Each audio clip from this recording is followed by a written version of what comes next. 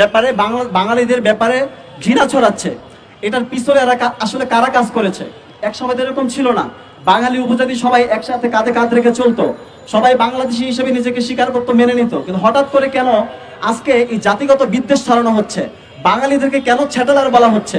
সেনাবাহিনীকে কেন একই রাষ্ট্রে, বাংলাদেশের একই টেরিটরি রাষ্ট্রের মধ্যে থেকে পার্বত্য চট্টগ্রাম থেকে সেনা ক্যাম্প কমানোর জন্য বলা হচ্ছে? কেন এই বিদ্বেষ?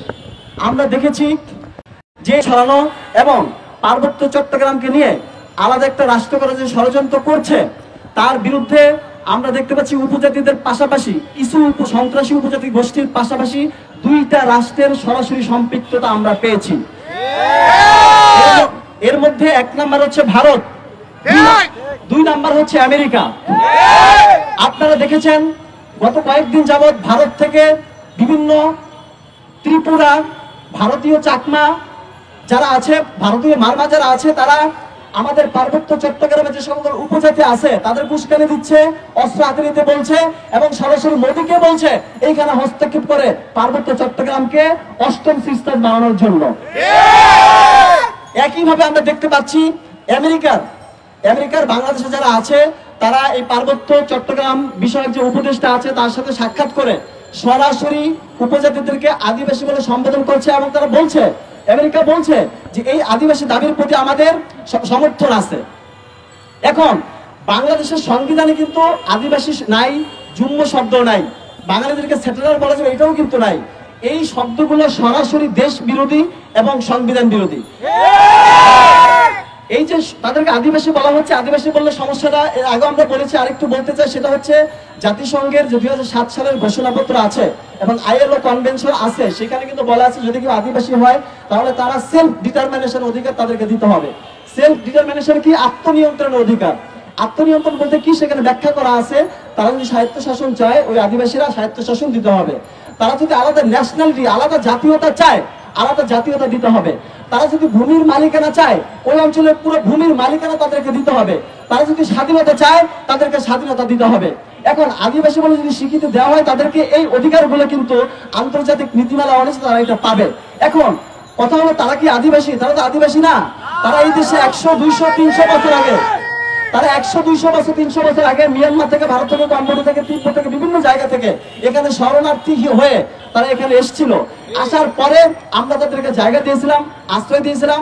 আমাদের দেশ, আমাদের জনগণ, আমাদের সরকার তাদেরকে বাংলাদেশ হিসেবে স্বীকৃতি দিয়েছে, বাংলাদেশী হিসেবে নাগরিকত্ব দিয়েছে, স্বীকৃতি দিয়েছে। আমরা কোনো রকম বৈষম্য চাই না। আমরা এখনো বলি যে তোমরা আদিবাসী স্বীকৃতি চাও কেন? তোমরা বলো তোমার কোন অধিকার রাষ্ট্র হরণ করেছে, তোমরা আমাদেরকে বলো, আমরা রাষ্ট্রের কাছে প্রয়োজনে সেই অধিকারের কথা বলবো। তোমরা সম অধিকারের কথা বলো, আমরা সম অধিকারের পক্ষে। তোমরা ইনসাফের কথা বলো, আমরা ইনসাফের পক্ষে। এখন কথা হচ্ছে তারা এইগুলো চায় না, তারা সম অধিকার চায় না, তারা বাংলাদেশের স্বীকৃতি দিতে চায় না। বাংলাদেশি হওয়ার পরিবর্তে তারা চায় আলাদা ন্যাশনালিটি, জুম্ম জাতি বলতে চায়। এই জুম্ম শব্দটা বলা বাংলাদেশি ন্যাশনালিটিকে অস্বীকার করা।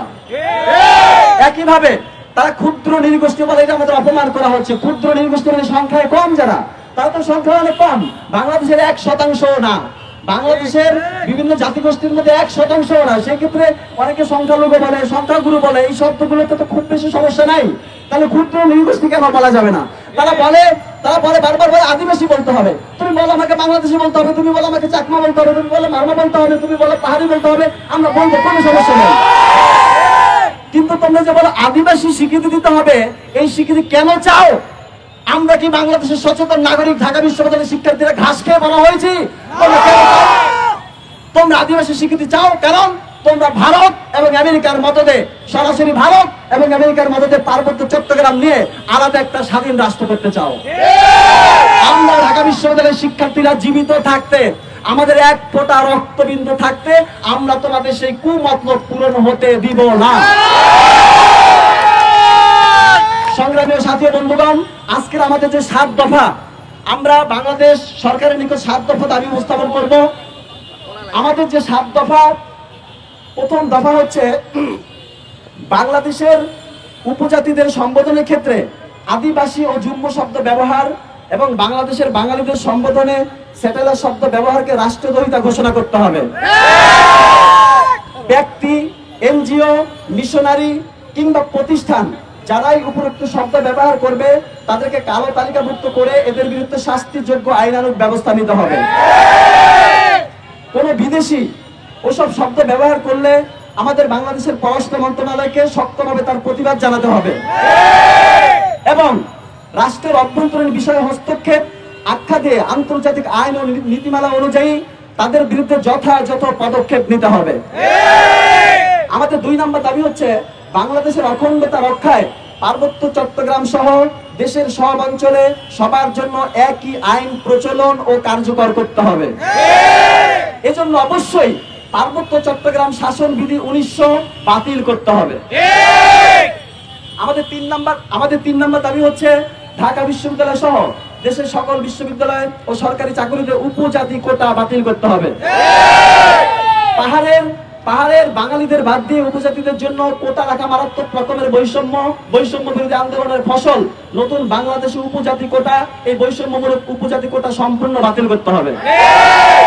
আমাদের 4 নম্বর দাবি হচ্ছে ইন্দো প্যাসিফিক স্ট্র্যাটেজিতে প্রবেশ করিয়ে, আপনারা জানেন বর্তমানে ইন্দো প্যাসিফিক স্ট্র্যাটেজিতে প্রবেশ করার জন্য বাংলাদেশকে আমেরিকা এবং ভারত চাপ দিচ্ছে ইন্দো প্যাসিফিক স্ট্র্যাটেজিতে প্রবেশ করার জন্য।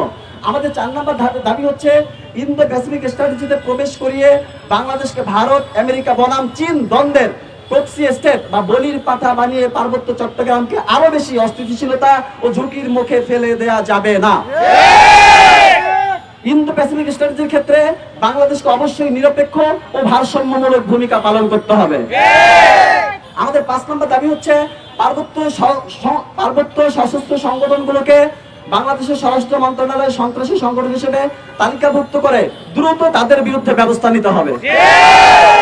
আমাদের 6 নম্বর দাবি হচ্ছে পার্বত্য অঞ্চলে চলমান অস্থিতিশীলতা নিরসন, সন্ত্রাস দমন ও শান্তির প্রতিষ্ঠায় জরুরি ভিত্তিতে প্রয়োজনীয় সংখ্যক সেনা ক্যাম্প বাড়াতে হবে। আমাদের 7 নম্বর দাবি হচ্ছে 1997 সালের চুক্তি অনুযায়ী উপজাতি কর্তৃক সশস্ত্র কার্যক্রম বন্ধ না করায় সংবিধান বিরোধী ওই পার্বত্য চট্টগ্রাম চুক্তি সম্পূর্ণ বাতিল করতে হবে। প্রিয় সহযাত্রী বন্ধুরা, আমাদের 7 দফা দাবি আমরা পেশ করলাম, আর অনেকেই আমাদের সাথে বক্তব্য পেশ করবেন। আমাদের দাবিগুলো, আমাদের কথাগুলো আপনারা মিডিয়ার মাধ্যমে সরকারের কাছে এবং অন্যান্য সংশ্লিষ্ট সম্প্রদায়ের কাছে পৌঁছে